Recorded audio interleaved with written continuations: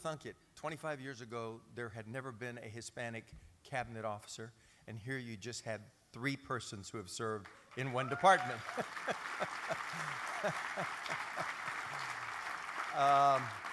About a little over 25 years ago, President Reagan named Lauro Cavazos the first person to ever serve in the president's cabinet as Secretary of Education. And in the years since, every president has made it a point to name at least 1 or 2, in one case 3 Latinos to the president's cabinet. It's a great, great honor to serve in such a position. I had the great good fortune of serving as mayor of my hometown, as has been said, and that's a great thrill.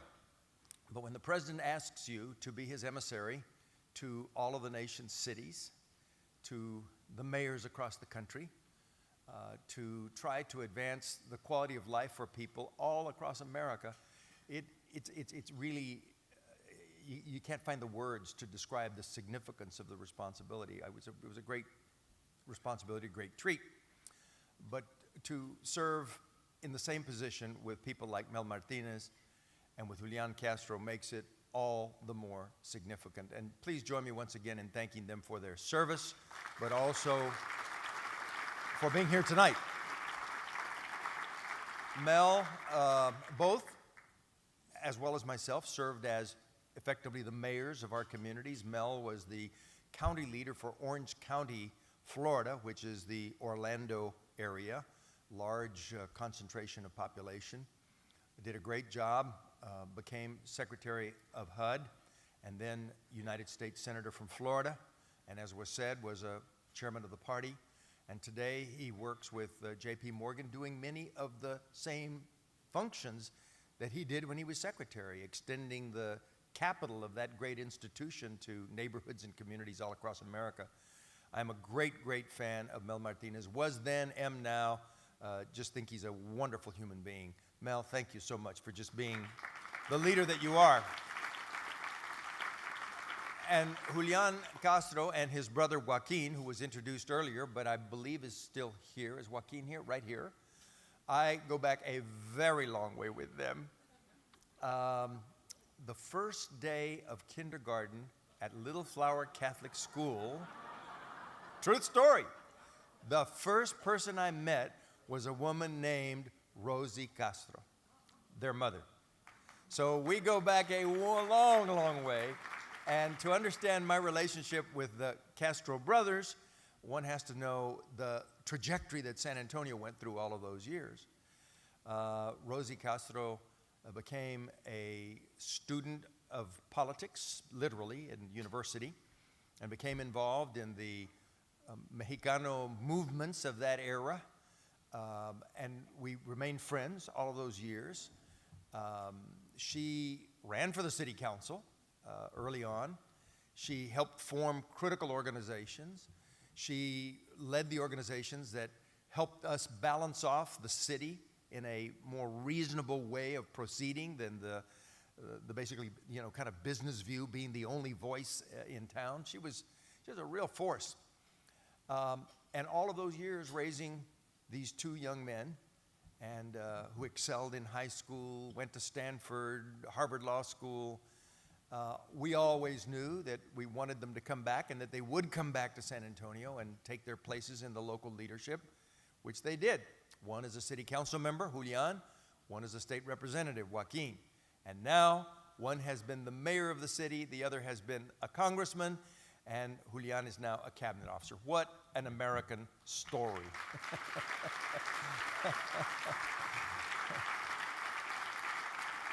And Rosie is still involved in the community.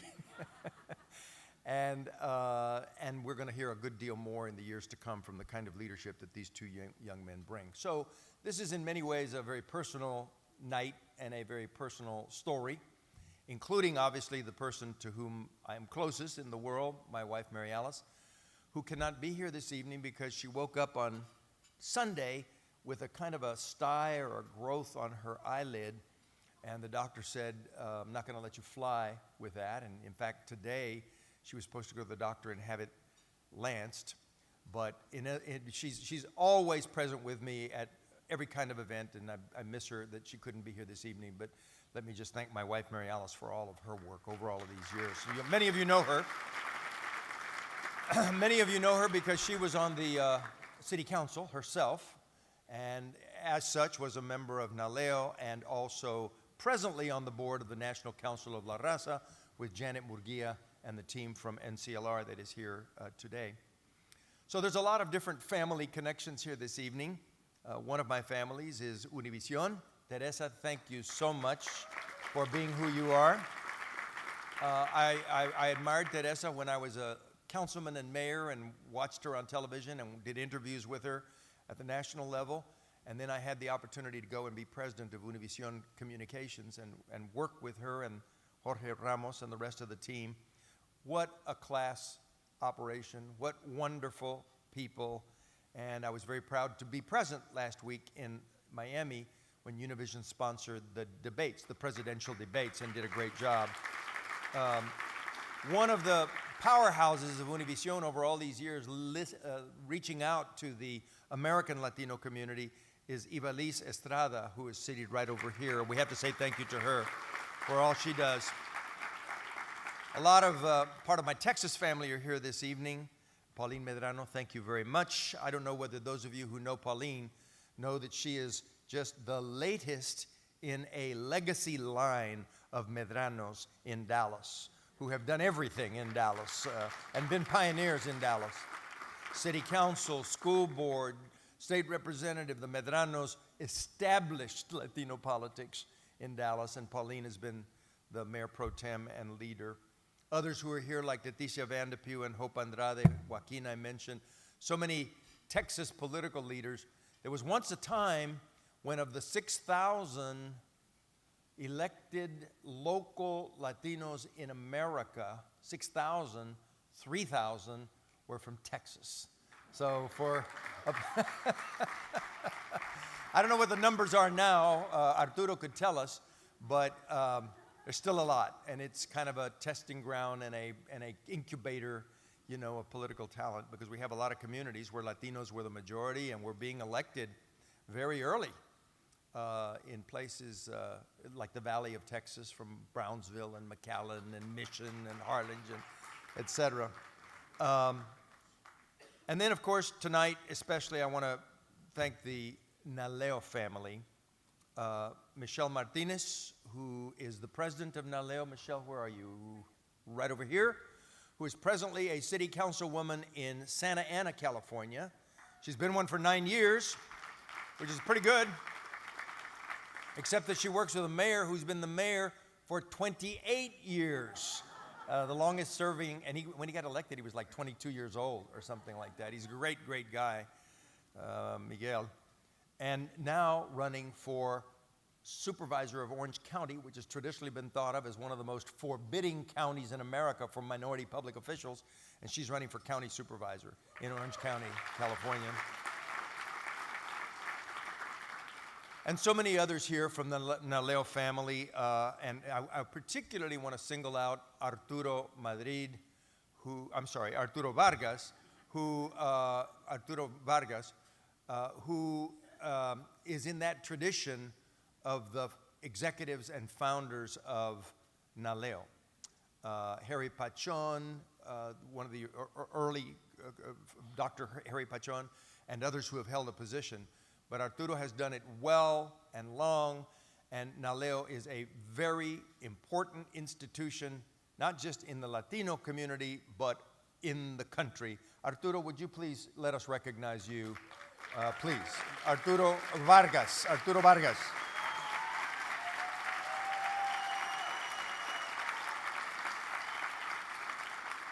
Again, I don't want to go on and on with naming people, but I just, there's a few, if you'll give me the personal privilege.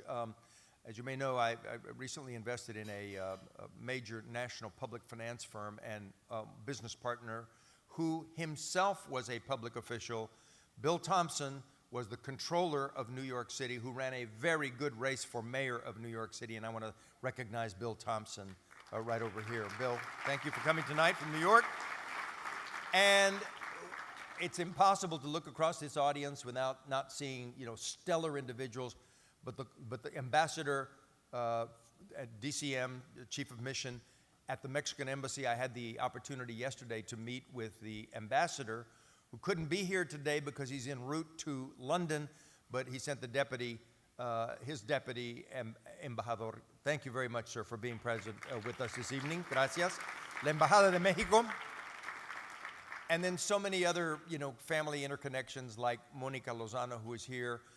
When I refer to arguably the most recognizable Latina leader in our country, in our civic life, in our leadership, running La Opinión for all those years with her family, and now at the Aspen Institute. Monica, thank you. Janet Murguia from the National Council. It just goes on and on and on. Thank you all for being here this evening. A couple of things, and I'll try to be brief in my remarks here. I told them I wouldn't take the time that they had allocated to me, but at the rate that we're going right this moment, I might use that time. First of all, what makes an award like this significant is that it is named for Edward Roybal, who I remember well. You see, I grew up in the shadow, literally, of a man named Henry B. Gonzalez, who was a real fighter for working people, and everyone in San Antonio of my generation was shaped by the public service of Henry B. Gonzalez.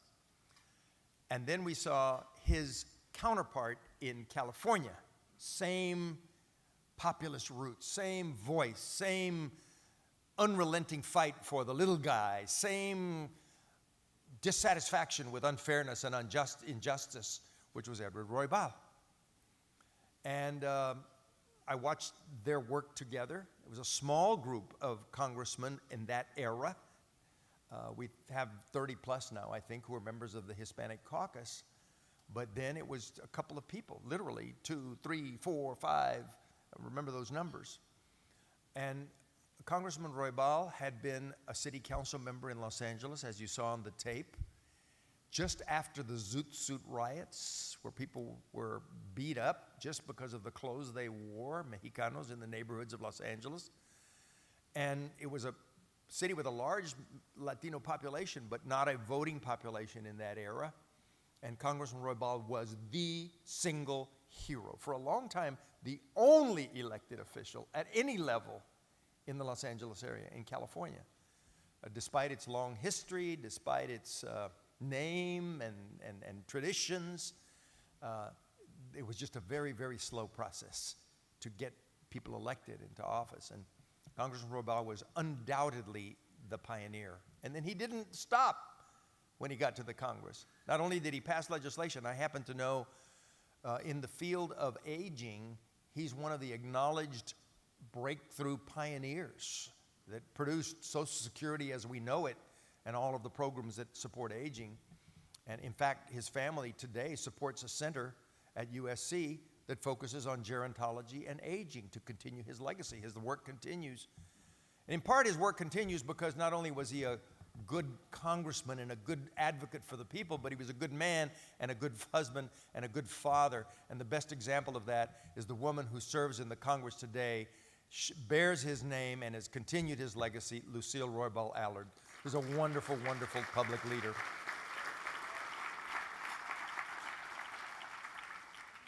So one dimension of this evening is just to say thank you to the Roybal family, to Congressman Roybal, for that really irrevocable set of contributions that he's made over the years. The other, of course, is to acknowledge NALEO. I can remember the day I got a call in my office from Congressman Roybal. Doesn't seem that it was 40 years ago, but he discussed the creation of NALEO. There wasn't anything like it in existence. There wasn't anything like the Hispanic caucus in existence. These are products literally of one man's thinking and ideas. It shows what's possible. Then later, as NALEO began to ramp up, there were many initiatives, and so I always heard from the congressman on them. And it's such an important idea that if we didn't have NALEO, we'd have to invent it now. Because the idea of, first of all, providing support for Latino public officials across the country is incredibly important. It's 6,000 plus, Arturo, public officials in the country now who are Latinos at all levels. But beyond that, it's also a platform for the future. Because the way the American system works, you start young, you learn your craft on a school board or in a county commission down in New Mexico, or you serve as a city council member in Pueblo in Colorado, and then you get a break and you get to be a state representative or maybe a state senator. And then all of a sudden, just in the last decade or so, opportunities are starting to open up that have titles like U.S. Senator, Governor. That's the way the American system has worked for everybody that's come before us. But if you don't have the pipeline, if you don't have the talent, if you don't have the people who have proven themselves at a level, who've built up a record, you don't have the talent at the moment that it comes to move up to those higher levels. So NALEO has already made a contribution, but there's much more to come as we see people from both parties, Democrats and Republicans, assuming positions at the level of congressperson, U.S. Senator, governor, and as we can see right now, candidates for the presidency of the United States. And I can see as clearly as I can see that wall that we will never have another presidential election that doesn't have a Latino candidate for president. And there are many, many good people yet to come. So we're now playing at a very high level. We're playing at the level of presidential politics and vice presidential politics, and have several governors right now and multiple members of the United States Senate. I mean, who would have thought that this was possible? But it's happening, and it's only going to get more intense, and it's only going to get more real. And the audience here this evening is indicative of that, because this has been my belief for a long time, and frankly, I didn't originate this idea. I first heard it from my father when I was a little boy. He said, our people are going to accomplish things because they're hungry, and they know they're hard workers, and they live for their children and their families and their faith. My dad was from a poor family in New Mexico that during the Depression moved following the crops. They followed beets to Colorado, and they worked at a farm in Brighton, Colorado, the farm that they eventually owned, picking beets. And it was 12 children. Only one finished high school, my dad, and then he got drafted to World War II. And he spent 4 years in the Pacific as an infantryman until he contracted malaria, and they sent him to San Antonio to recover from his malaria. Well, while he was there, he had a roommate. His roommate took him home one Sunday. The roommate had a sister. And, the human story goes forward. So my grandfather said, old Mexicano patron, patriarch, said, you can marry her, but you can't take her from San Antonio. Okay? So that's why we're from San Antonio and not from Colorado.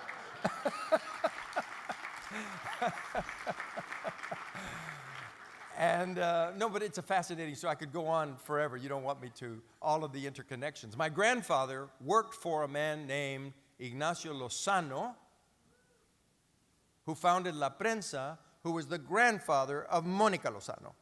That's the way these connections go forward. In any event, my point is my father was a man of the earth. He was from Colorado, working in the fields, and he was a man of deep truths.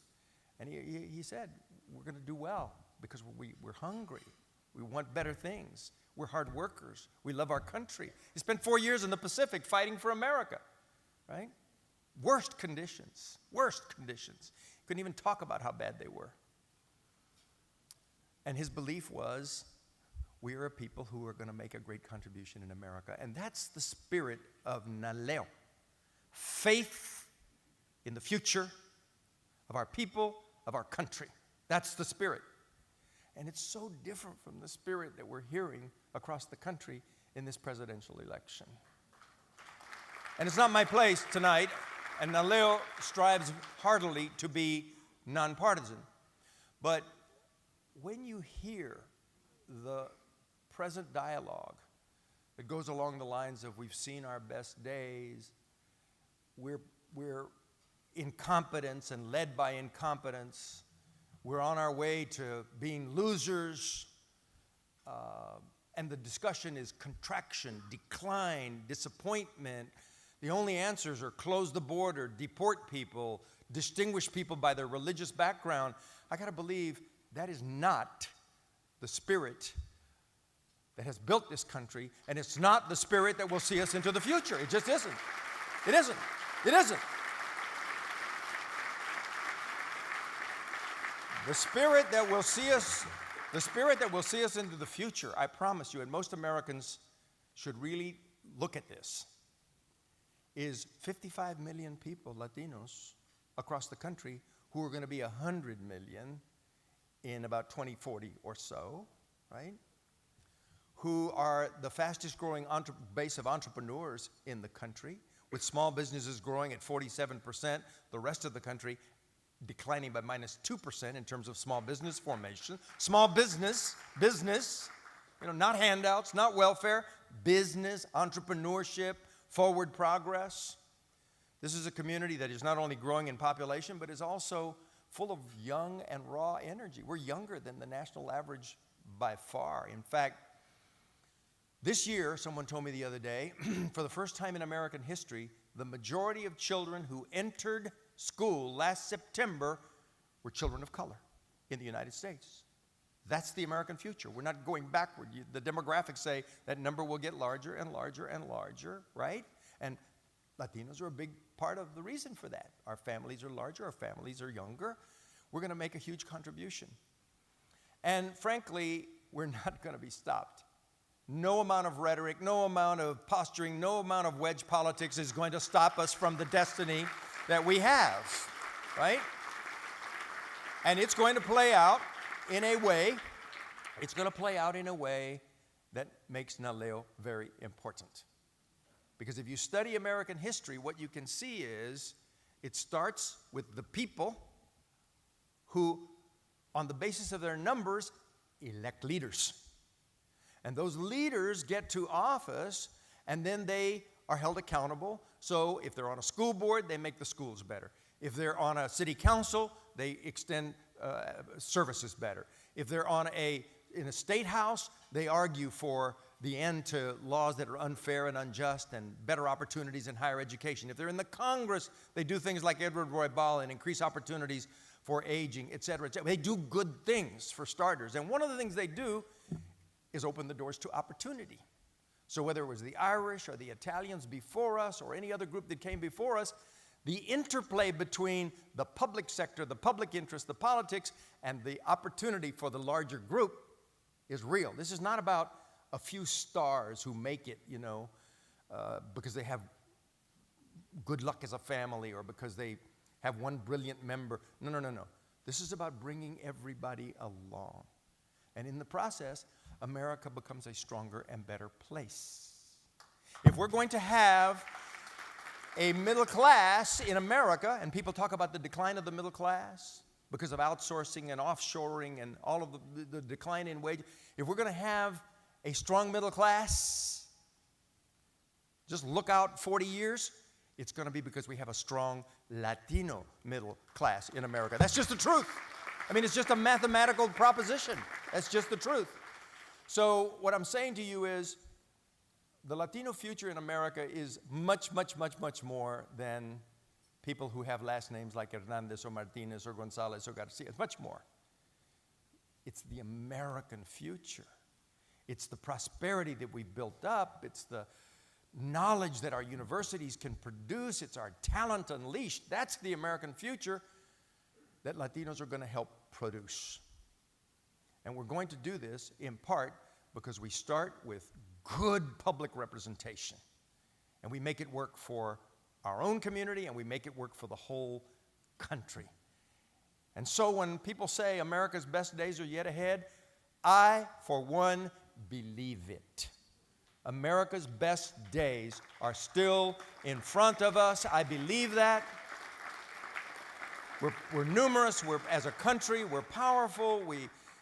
There's nothing that says, we're going to extend America's run, We're going to end America's run as the most powerful and potent and prosperous and fair and beacon and example to the world. That doesn't have to end.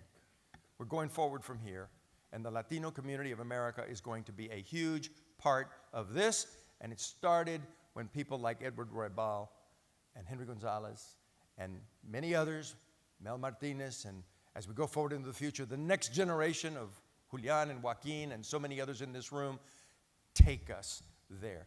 Thank you all, and thank you, NALEO, for showing us the way. Gracias. Thank you very much.